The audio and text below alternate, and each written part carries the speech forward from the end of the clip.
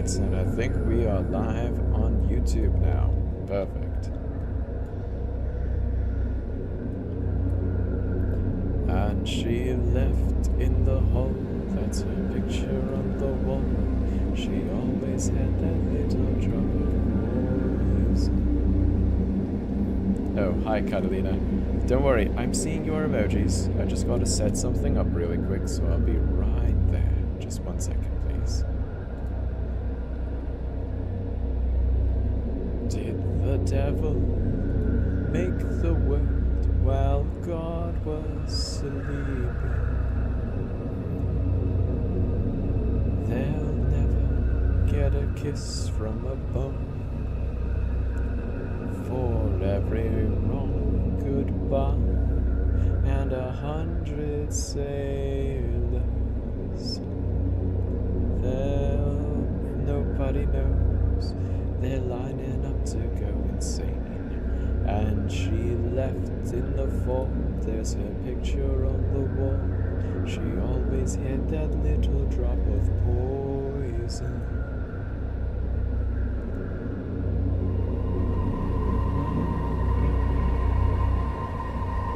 And there we go. I'm about to go mad. There we go. But the audio is absolutely beautiful. There we go. Alright, and we are good to go live. Hello everybody, we are officially live on YouTube. I found your YouTube, replied Nico. Hello there, Nico. Blank for Twitch and... Oh, the ghost for Twitch and the red stop sign for YouTube. Alright then, well, I guess YouTube wins. Alright, now, back to the important question. Catalina, there you are. Let's see, Catalina, please pick an emoji. Let's see, I have the choice between the jack-o'-lantern, what looks like a yukata, or a form of dressing clothes, and a girl. Is that a girl? Ah, dear oh dear. The thing about these emojis is that they pop up so tiny. It's so small. Don't know why. Catalina showing off the three options. There's the girl, there's the dress, and then there's the jack-o'-lantern. There we go. I'm the YouTube feedback guy now. Perfect. I found your YouTube. Alright, and that's all of the comments. YouTube is a little delayed. Yep, that is true. I'm the YouTube feedback guy. Also, thank you for saying the audio is absolutely beautiful. Oh, it's supposed to be a genie. Oh. Help, the YouTube is not showing for me? Wait, Nico, you can't see the YouTube? Let me just double check. Alright, thank you for watching. Check. Yeah, there we go. Now we're live. We have one viewer at the moment. Check. And the chat is active, but nobody is chatting in it, so I think I'll remove the comments frame. There we go. Nice little spooky visuals for the Halloween season. I'm that one. Not the stream, no. Help, the YouTube is not showing for me. Not the stream, no. Interesting. Try refreshing, because yes, it should be under Liminal Stories. And if you can't find it, you could also find a link in my bio as well. Neo the Acorn liked the stream. Thank you very much, Neo. Alright, anyways, to pick your option, let's go with the genie. Because, yeah, it's kind of hard to tell. I'm guessing the jack-o'-lantern was Halloween. The dress is a yukata, so it must be a Japanese story. And the third one was the girl, but the girl has blue skin, so I'm guessing that was the genie. Let's pick the genie. Not the stream, no. I'm that one, LOL. Yep, I see you. Oh, now I see two. There's two viewers now on YouTube. Hello there, two viewers. Thank you so much for joining. Catalina says, you have chosen Careful What You Wish For by R.L. Stine. Wait a minute. R.L. Stine, the author of Goosebumps? Am I going to read an entire Goosebumps book? Oh dear. Be careful what you wish for. R.L. Stein. Can I even... Oh dear, somebody actually... Did somebody... Somebody uploaded the entire PDF of the entire book of the entire Goosebumps. What? So I actually do... Somebody actually uploaded the entire book of Be Careful What You Wish For by R.L. Stein. Somebody uploaded the entire the Goosebumps book. What? It's actually, like, legit. Like, it has the author's credits, it's copyrighted material, and it's actually searchable on Google Books. I'm not kidding you. If you go to Google right now, type in Be Careful What You Wish For, R.L. Stein, you will actually find that the first result is the PDF for the entire book. I'm guessing Scholastic, the company that publishes these books, uploaded this on Google Books for free. Well, that's very kind of them, because now we could read this entire Goosebumps book without having to rent it from a library entirely on your screen. That's very fun. Oh dear. That's probably one of my favorite Goosebumps. Catalina obviously laughing. Nico says, I'll probably join the YouTube stream as I have to join someone. Oh, why thank you, Nico. You can join as long as you want to. I still have 2 concurrent viewers. Right now I have only 1 right now. Hello there, 1 viewer. Thank you so much for staying. As for everybody else, let's take a look to see what exactly we are working with.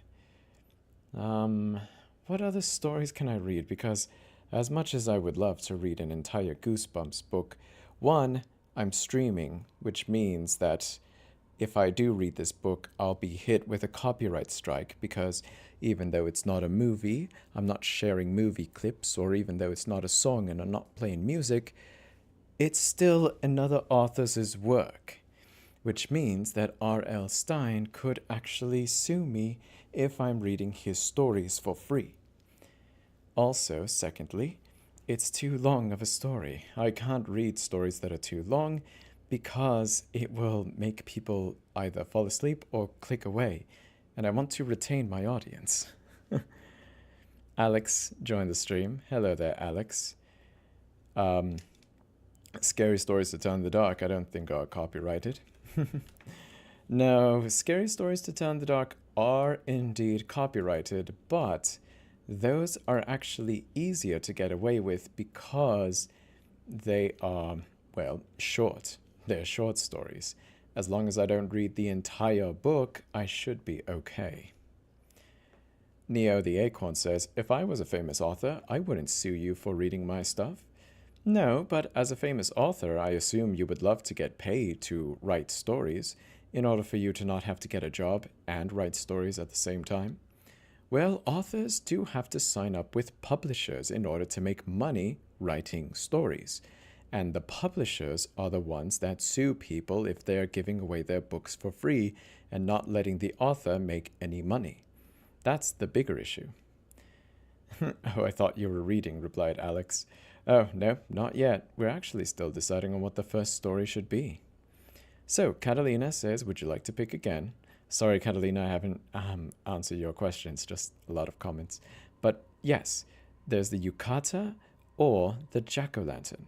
So let's go with the Jack-o'-lantern. Alex also wants to pick one, apparently.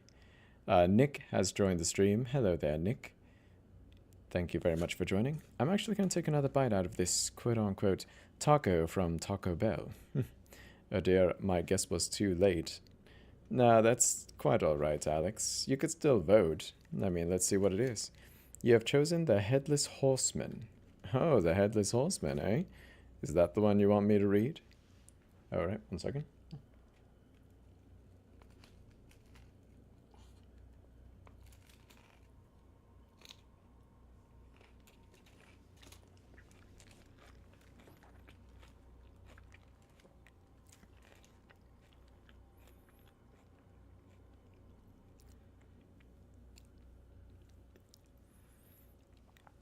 There we go. Oh, Alex says, I love Taco Bell. Neo the Acorn says, feedback moment. The video and audio on YouTube is delayed.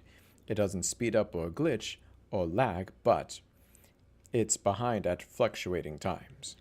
Oh dear. Well, unfortunately, that's not really going to work then. So, the Headless Horseman, eh? I think that one could be doable. I'll take a look at it after I read the first story of the night. And I think the first story of the night should be,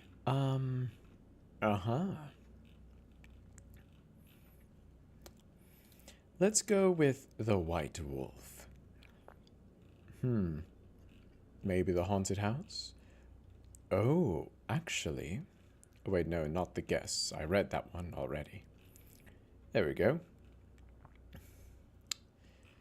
Alright then, I think the White Wolf should be perfect.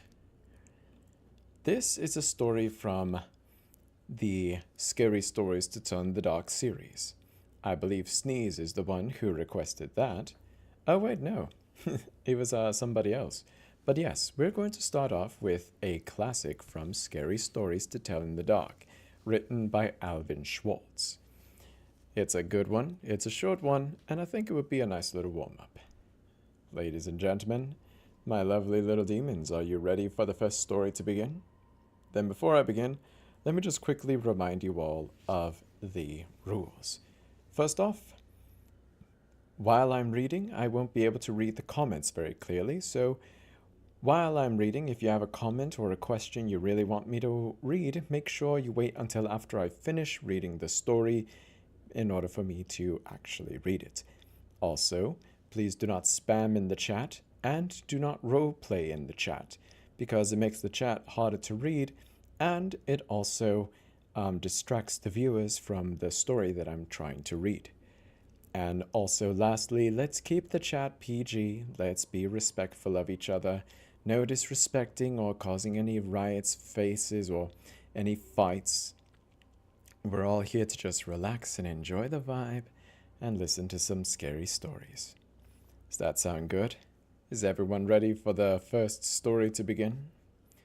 You heard him, newbies, replied Alex. Thank you. Let's see, Neo the Acorn says The Who. Catalina says Who. That's a band. Oh, the band called the White Wolf. That's true. All right then, stories to sleep, go on. All right then, Sneeze, you have arrived just in time. Ladies and gentlemen, my lovely little demons, this first story is called The White Wolf, written by Alvin Schwartz and found in Scary Stories to Tell in the Dark.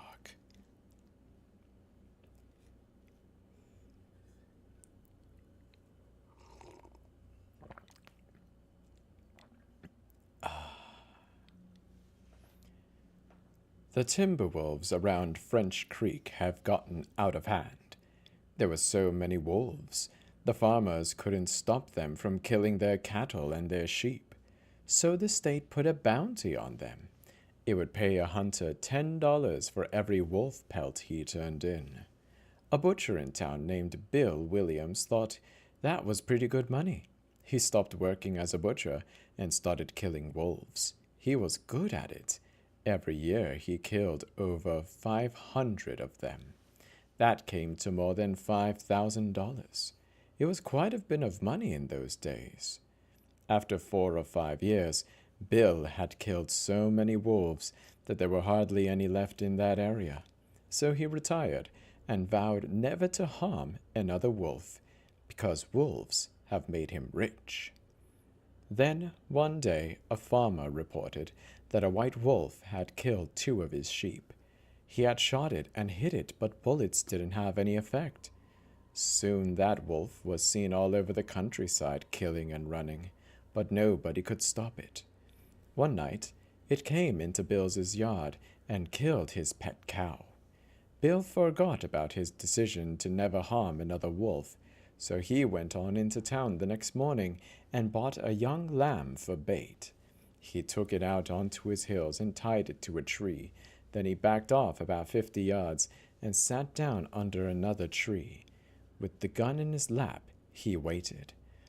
But when Bill didn't come back, his friends started looking for him. Finally, they found the lamb. It was still tied to a tree. It was hungry, but it was still alive. Then they found Bill. He was sitting against the other tree, but he was dead. His throat had been torn open. There was no sign of a struggle. His gun hadn't been fired. There were no tracks in the soil around him. And as for the white wolf, it was never seen again.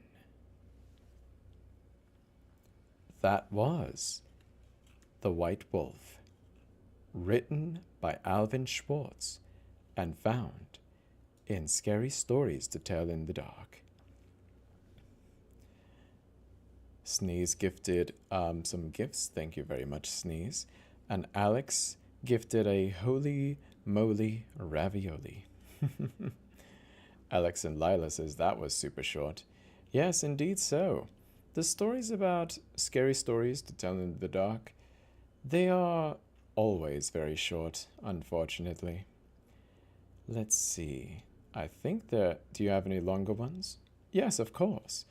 It's just the longer ones are, not found in kids' books. I do seem to have a few good ones from the No Sleep subreddit that we could read.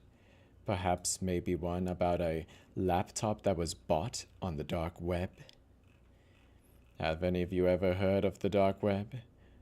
Headless Horseman? Oh yeah, that's right, the Headless Horseman. Let me just double check how long that story is.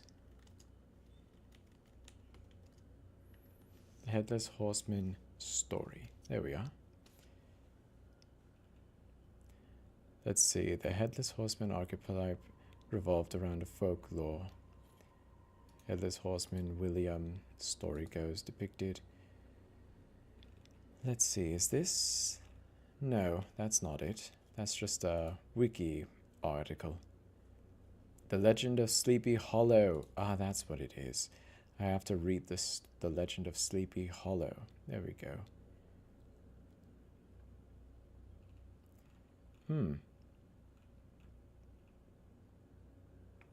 Apparently it's just used for, like, depictions, but let's see. The Legend of Sleepy Hollow. There we are. Is this it? Short story by Washington Irving. Ah, yes, Washington Irving. There we go. Let's see. That should be the one, but... Oh, no. This looks pretty long, ladies and gentlemen. Do you want me to just give you the Wikipedia version of it? I think that would be a better mix. Yes, this story is far too long. I'm sorry. It's going to make people fall asleep. Or it's going to make me fall asleep, even. Let's see. Project Gutenberg by Washington Irvine. Yeah, there it is. Oh, dear. This is a long story. Oh, dear. That's the point. If you can't read This Horseman, then this is your last choice. Well, Catalina, why are you picking full-blown, like, stories that are longer than books? I want to keep my audience, not put them all to sleep.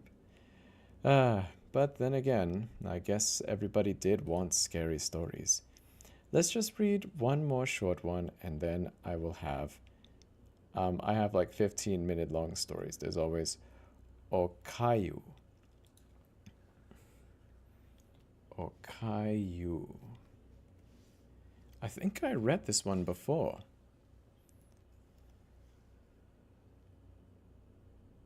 Oh no, it's Okiau.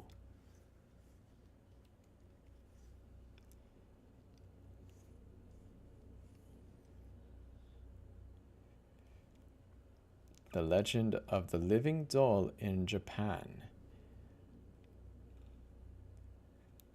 Oh, that story is actually pretty good, but I don't think that's the name. It's not popping up. Let's see.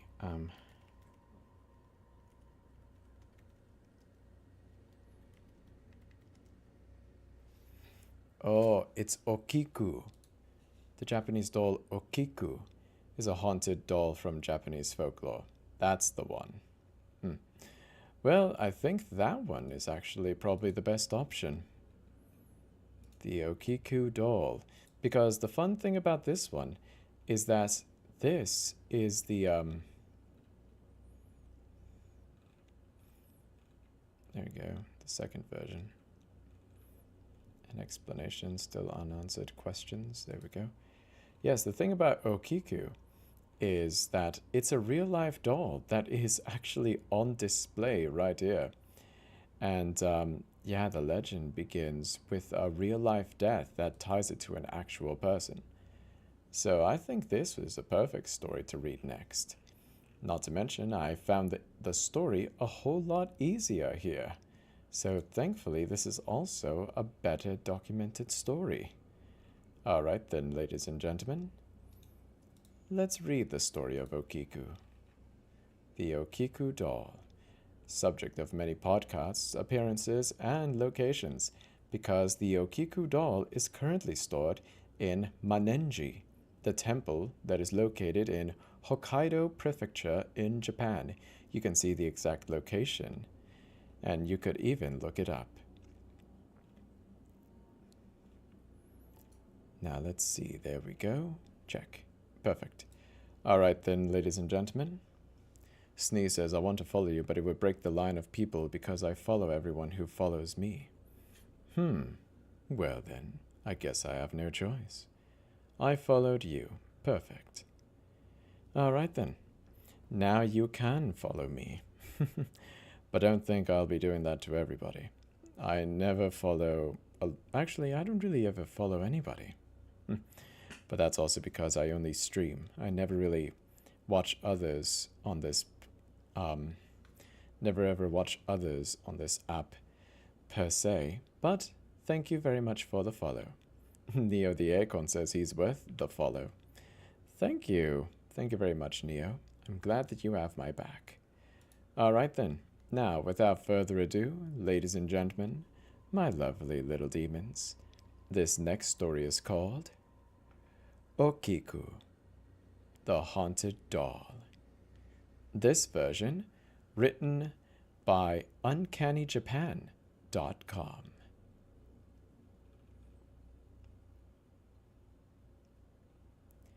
Consider a true story about a doll that's hair mysteriously grows longer and longer over time. Well, there's a version of the story that starts on August 15th, 1918, when a 17-year-old boy named Ekichi Suzuki bought a doll at a big Sapporo exposition. The doll was wearing a kimono and had a short bob haircut called okappa in Japanese. He got it for his little sister, Kikuko, who was 3 years old. Little Kikuko adored the doll and played it all the time, even sleeping with it. Her favorite toy never left her sight. Tragically, though, the little girl caught a bad cold the following year that led to pneumonia, and she died. Some versions say it was yellow fever. Now, there we go. Now, in Japan, where cremating a loved one is tradition for family members and close friends to put something in the casket, a small memento or an item that a deceased person can take with them to the other side is quite a common practice, something that might bring them comfort. These are called fukushokin. That's translated as grave goods. Even today, they're still part either before or during the funeral service, when close friends and family are invited to add these things to the coffin. Although again, depending on the area in Japan, I'm sure the timing is different. Here in my town, in Oshikan, where they passed away, we did it right after all the prayers and words from loved ones.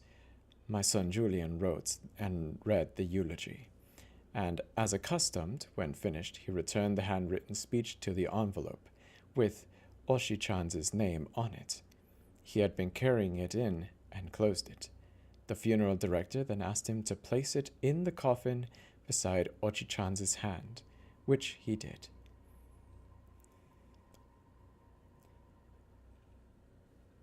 Okiku's funeral.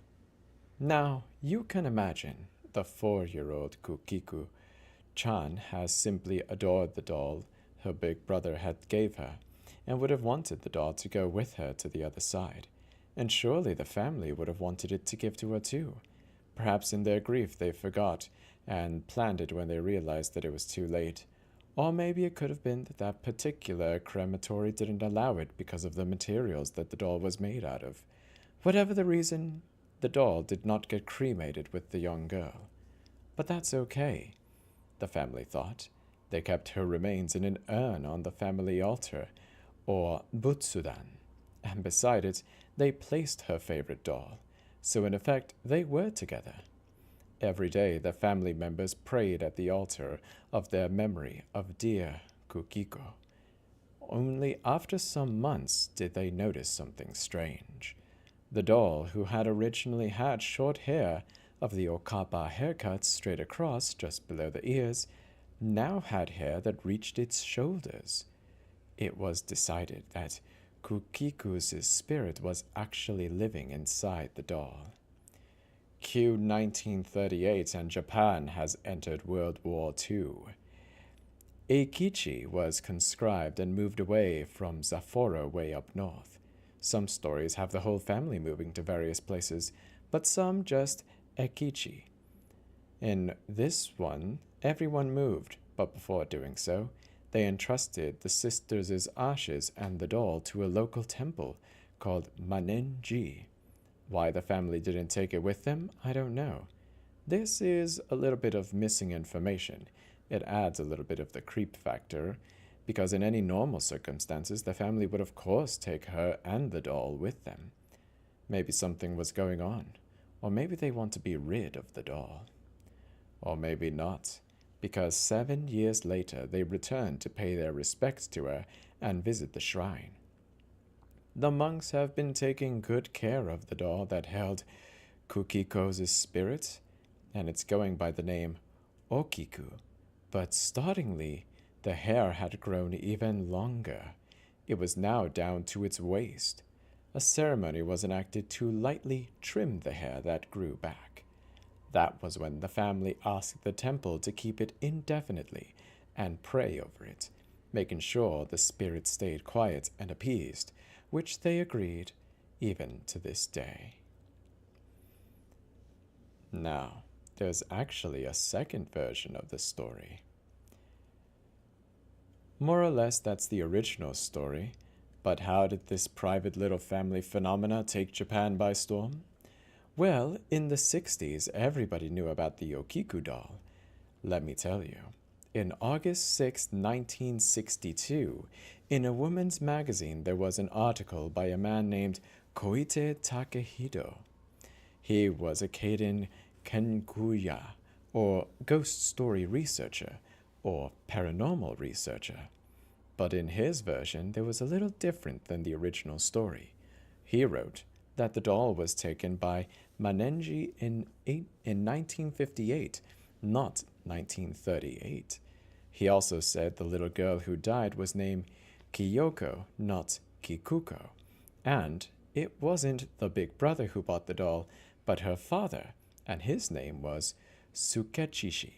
And the father never went back to visit the doll because he died before he could. It was the monks at the temple who noticed the growing hair. Now, let's back up. The beginning of the story is similar. Sukechishi buys the doll, gives it to his daughter, who loves it. She dies. But instead of war going through, Sukechishi just goes off to work in the coal mines, one of the northmost islands of Karafuto, which is now a part of Russia, called Sakhalin. Such a job wouldn't let him take his daughter's remains or her doll, so he asks the nearby Manenji temple to hold onto it for them while he's away. They basically keep the box of the doll closed away for safekeeping, surely offering it and the girls' ashes prayers through the visit. Anyways, 3 years pass and Sukechishi has not been able to return home. Meanwhile, one night at the temple, one of the monks had a very vivid and disturbing dream. Sukeshichi appeared beside his futon and he's soaking wet. He begs the monks to please cut the daughter's hair, not the doll's hair. Remember, in this version of the story, they haven't noticed the hair growing yet. Well, the monk takes the nighttime omen seriously, and since there will be no hair cutting with the urn and the ashes, he goes and finds the box where the doll was being kept. He opens it, and in shock, her hair has grown quite a lot since they first saw it 3 years prior. Another surprise, Sukeshichi died and was never able to return. Did he die just before that dream? Or did he die during a storm or a shipwreck? Nobody knows, but he was drenched in the visitation, and it makes it sound like he could have very well have been his last dying wish. And much like the first story, the doll is still in existence, still at the temple in Hokkaido, and still gets the occasional trims because the hair is still growing. The temple, honoring and not wanting to anger the girl's spirit, doesn't allow any investigative stuff to go on, but even so, in the 1970s, someone figured out a theory as to the lengthening locks.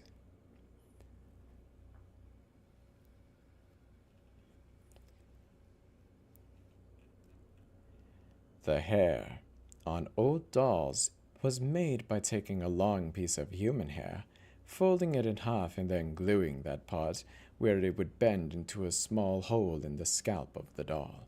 So over time it would be believed that the glue had just dissolved, loosening it one folded hair, and instead of being equal lengths it would begin slipping so that one part would get longer, making it look like the doll's hair is growing. So you could breathe a sigh of relief that Hukiku isn't a haunted doll. Or is it? Everything might not be so easily explained. Because that theory would make sense, except there are no hairs getting shorter. Also, the doll is almost never touched. In order to have one of the folded-ended hairs pulled longer, you need someone pulling on the actual hair. But that doesn't happen. And thirdly, just looking at a recent photo of the very old Okiku Ninjo and the hair, it's pretty much below her waist. Even if the hair was folded and made into an above-the-shoulders bob, then it would be pulled to its maximum length. It wouldn't be able to stretch that long. It's at least 3 to 4 times longer than it should have by this theory if it was so true. And there's something else. In recent years, there are photos of the doll, and it looks like her mouth opens and closes, depending on the photo.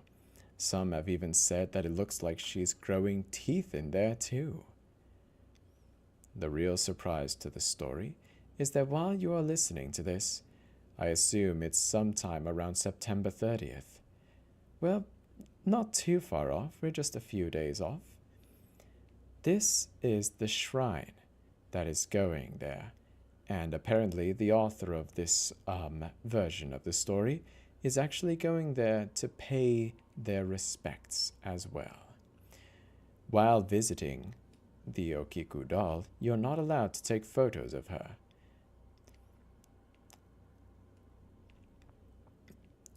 The author is also hoping to talk to a priest or someone who is there to get any additional information. As long as the author will have their soul intact, we can only wish them a safe journey. Sweet dreams, everyone. Written by the words of Oyasumi Nasai. I'll talk to you in 2 weeks. Bye-bye. That was Hokiku, the Haunted Doll. This version, written by Uncanny Japan. More specifically, Teresa Matsuda from Uncanny Japan.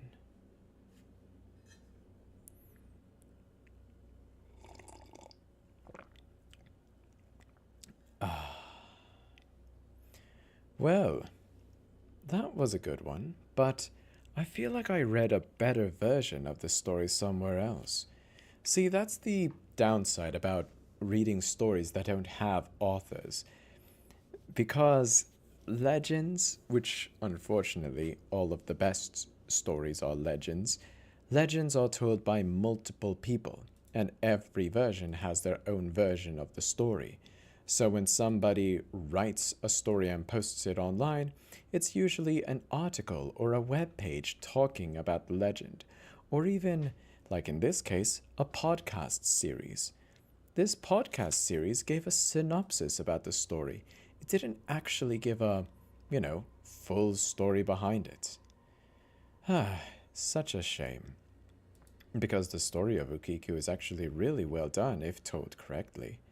It's just such a shame that we can never find good versions of the story. Instead, everything nowadays is written as informative, educational, or podcasts.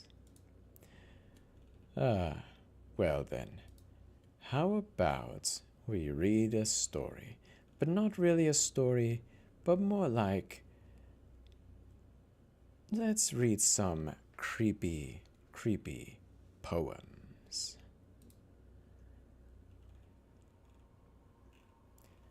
Let's see, where was this? There we go.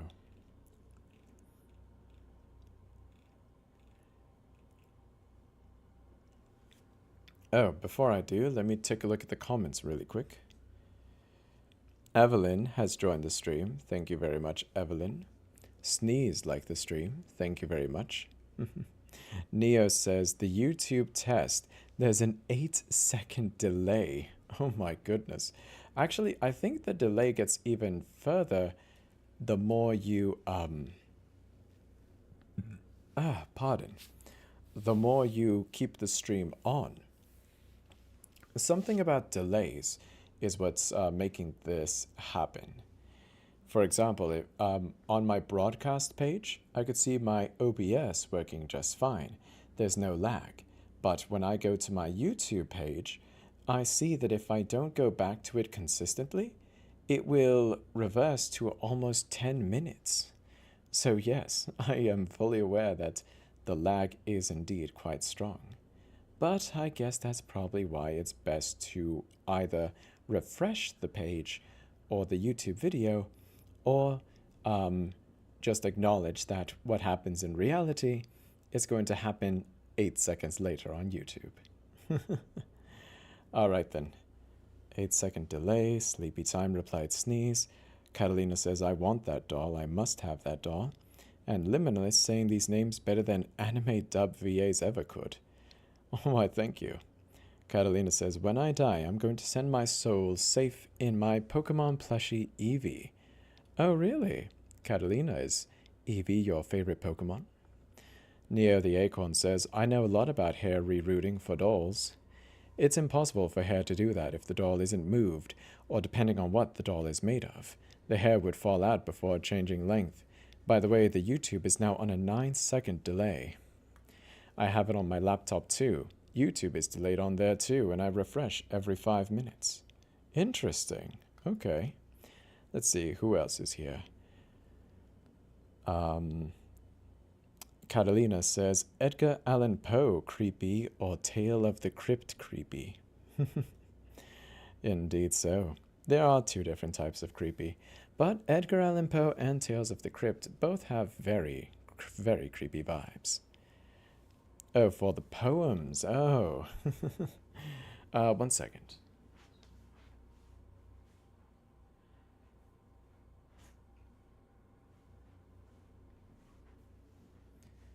There we go. All right. I love how no one asked me, but I have a whole control center set up for the YouTube check. Really? Wow, Neo, you are going above and beyond for somebody who is only for only 2 people who are watching me on YouTube right now. Well, thank you anyways. I am very appreciated. I got bored. Oh wow. Well, boredom is a good motivator to do anything, honestly. Either way, I'm greatly appreciated.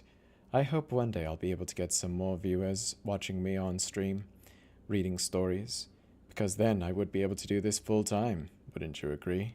I think that would be nice. Anyways, let's read another short story and then we'll finish our last one for the night. A nice long one that's going to put everyone to sleep. This is going to be the story from Scary Stories to Tell in the Dark, and this is going to be called Cold as Clay. This is going to be the story of a farmer who had to keep something to keep their friends apart. Let's just say that this story will contain a lot of death and broken hearts. So are the poems of Edgar Allan Poe creepy category or Tales of the Crypt creepy category? They're both creepy. They're just both different in their style of creepy.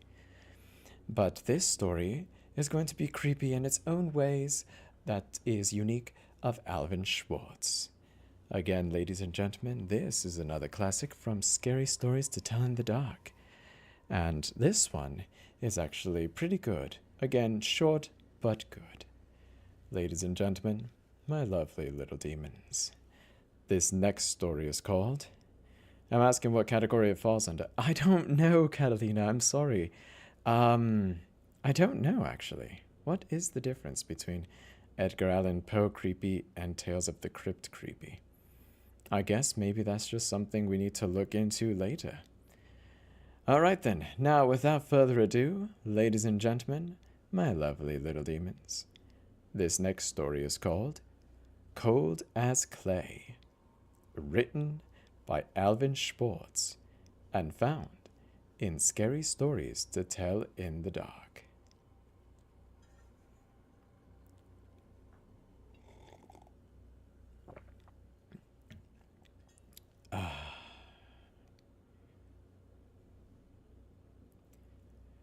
A farmer had a daughter for whom he cared more than anything on earth. She fell in love with a farmhand named Jim. But the farmer did not think Jim was good enough for his daughter. To keep them apart, he sent her to live with her uncle on the other side of the country. Soon after she left, Jim got sick. He wasted away and died. Everyone said he died of a broken heart. The farmer felt so guilty about Jim's death, he could not tell his daughter what happened. She continued to think about Jim and the life they might have together.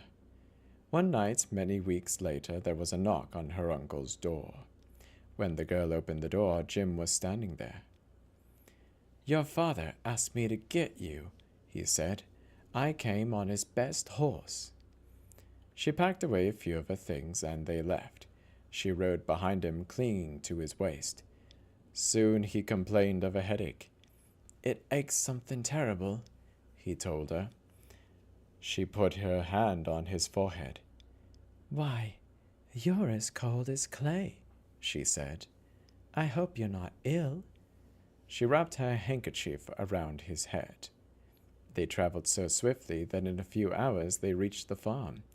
The girl quickly dismounted and knocked on the door. Her father was startled to see her. "Didn't you send for me?" she asked. "No, I didn't," he said. She turned to Jim, but he was gone, and so was the horse. They went to the stable to look for them. The horse was there. It was covered in sweat and trembling with fear, but there was no sign of Jim. Terrified, her father told her the truth about Jim's death. Then quickly he went to see Jim's parents, and they decided to open his grave. The corpse that was inside the coffin was around, but in its head they found the girl's handkerchief. That was Cold as Clay, written by Alvin Schwartz and found in the No Sleep subreddit. And found in Scary Stories to Tell in the Dark.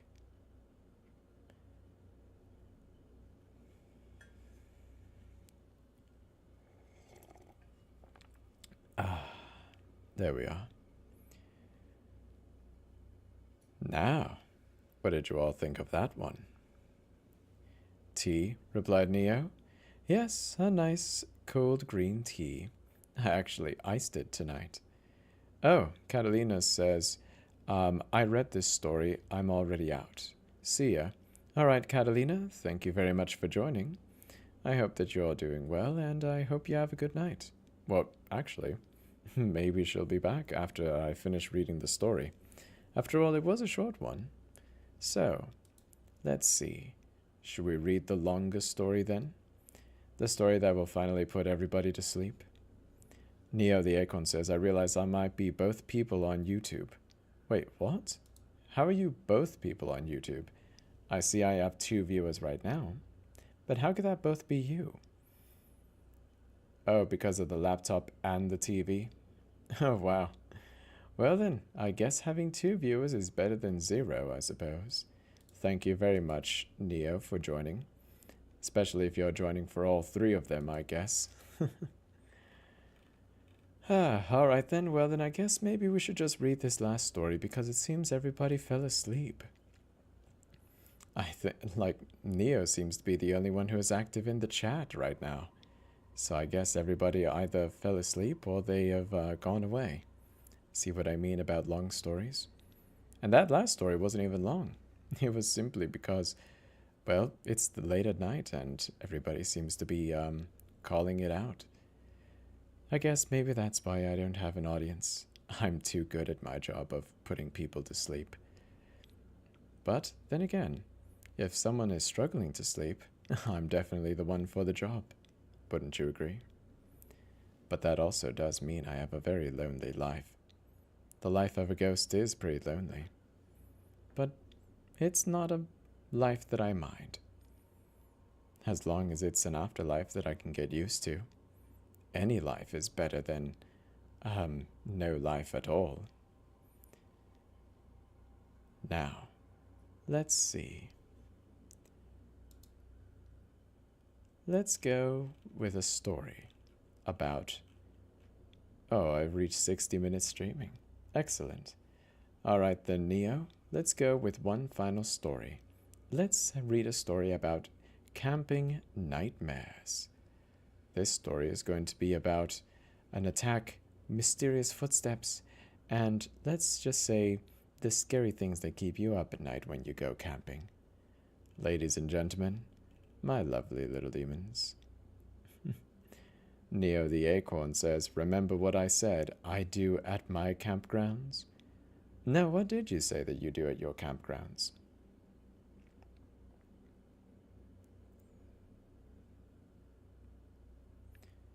Let's see, there we go. Check. I dress up as a Wendigo. Ah, dear. Yep, that is true. Alright then. Well then, ladies and gentlemen, my lovely little demons. I legit had someone call the news on me. Oh yes, now I remember. Yes, I remember, that's funny.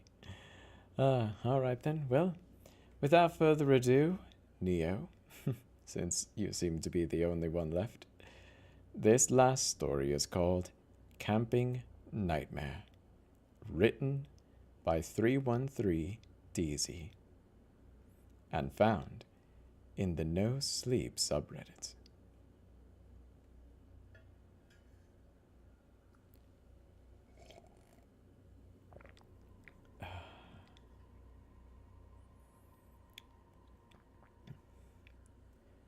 The wind howled through the trees, tugging at the tent flaps as I lay awake on my sleeping bag. My dad's soft snores came from the corner of the tent, a steady rhythm that should have lulled me to sleep, but something felt wrong. I couldn't shake this creeping feeling like eyes were watching me from the shadows just beyond the campfire's dying light. The trip had started out great. Dad and I hiked for hours through the thick forest, Kodak bounding ahead, his tails wagging like crazy. I was so excited. It was our first camping trip since I turned 13, and I felt like I was finally old enough to be trusted on my own out here. The air smelled like pine and earth, and for a while everything just felt peaceful. But now, lying here in the dark, something was different. I couldn't hear the forest anymore. No chirping crickets, no rustling leaves, just silence, thick and heavy. I propped myself up on my elbows and glanced toward Kodak. His ears were perked and his body tense. He stared at the entrance of the tent, his lips curling back into a snarl. I froze. Dad? I whispered, my voice barely visible, or barely audible. Dad, wake up. He groaned but didn't stir. Kodak growled low in his throat, and that's when I heard it. The unmistakable sounds of footsteps outside, crunching on the dry leaves. Not like that of an animal either. These were heavy, deliberate. Someone, or something, was out there. I slowly reached for my flashlight next to my sleeping bag, my heart pounding so loud I was sure whatever was outside could hear it. My fingers wrapped around the cold metal and I switched it on, the beam cutting through the darkness inside the tent. Kodak stood up now, his growl getting even louder. The footsteps stopped. I couldn't breathe. I didn't want to move, but I had to see. I crawled toward the tent flap, my hands shaking, and slowly unzipped it enough just to peek out. Nothing. The campfire had completely gone out. The moon barely lit up the clearing. The trees loomed like the dark sentinels around us, and everything was still too still. I could feel the sweat dripping down on the back of my neck. And then, there it was again. The footsteps, this time moving quickly. They circled around the tent faster and faster, like whatever it was knew that I was watching. I yanked the flashlight towards the sound, my pulse racing, but the light revealed nothing, just more darkness. My breath hitched when the footsteps stopped abruptly, right at the entrance of the tent. Kodak bark, a sharp, fierce sound that seemed to echo through the trees. Dad! I hissed louder this time, shaking him frantically. He finally woke up, groggy and annoyed. What's going on? He mumbled, rubbing his eyes. Someone's outside, I whispered, barely able to get the words out. Something. He sat up quickly, his expression shifting from sleepy confusion to alert concern. He grabbed the hatchet that we bought for the firewood and motioned for me to stay behind him. We listened. The wind had picked up again, rustling the trees, but the footsteps were gone. Dad opened up the tent flap fully, his hatchet at the ready, and we both stepped out into the cool night air. Kodak was already out, sniffing the ground, still on edge. We scanned the area. Nothing seemed out of place, but the feeling just lingered, thick and oppressive. Dad let out a long breath, running a hand through his hair. It's probably just an animal, he said, though his voice was tight. Let's get the fire going, okay? I nodded, though I didn't believe him. Something wasn't right. I could feel it. But I helped him gather more kindling, for my eyes constantly scanning the shadows, and when we got the fire going again, the flickering flame seemed to push the darkness back, but not completely. I felt like we were being watched, like the forest itself was alive and waiting. We sat by the fire for a long time, neither one of us speaking much. Dad tried to reassure me, cracking a few jokes, but I could tell he was just uneasy. Eventually, the exhaustion took over, and he convinced me to get some rest. Reluctantly, I crawled back into the tent, Kodak lying beside me, his warm body against mine. I must have dozed off because the next thing I knew, I woke up to the sound of heavy breathing. I bolted upright, my heart hammering in my chest. I looked around, and the tent was empty. Dad was gone. Dad? I whispered, my voice trembling. No response. I grabbed the flashlight and stumbled out of the tent, Kodak right behind me. The fire had gone out again. The darkness seemed even thicker than before. I called out again, my voice cracking with fear, but there was no answer. Then I saw it, movement in the trees. A figure, tall and shadowy, just barely visible in the moonlight. It was far too away to make it out clearly, but it was clearly watching me. I could feel its eyes on me, cold and malevolent. I shined the flashlight toward it, but the beam seemed to bend around the figure, like the darkness was swallowing it. My blood ran cold, and I backed away slowly, my hands shaking so hard I almost dropped the flashlight. Kodak barked, his hackles raised, and the figure began to move closer, gliding through the trees with unnatural speed. I turned and ran, my legs barely able to keep up with the terror that surged through me. Kodak stayed close, his growls echoing in the night. I didn't stop running until I burst into a clearing, panting and terrified, but when I looked back, the figure was gone.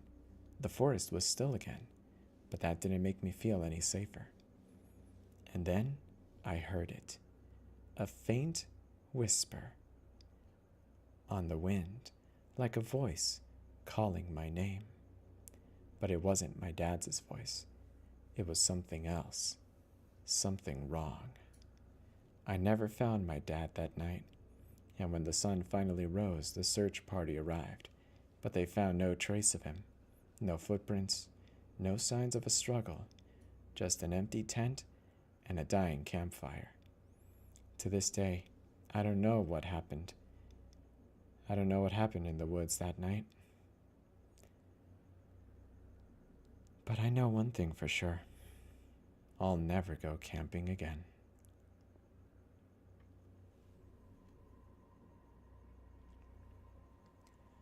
That was Camping Nightmare, written by 313DZ and found in the No Sleep subreddit.